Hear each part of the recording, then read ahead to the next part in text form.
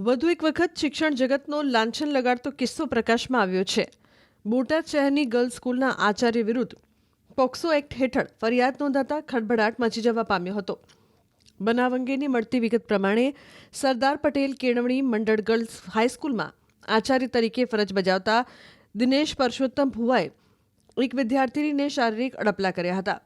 વિદ્યાર્થીની જ્યારે આચાર્યની ઓફિસમાં કાતર લેવા ગઈ હતી ત્યારે એકલતાનો લાભ લઈને અડપલા કર્યા હોવાનો આરોપ આચાર્ય પર લાગ્યો છે. જોકે સાહેબના આ વર્તન અંગેની જાણ વિદ્યાર્થીનીએ તેની બહેનપણીને કરતા સમગ્ર મામલો પરિવાર સુધી પહોંચ્યો હતો.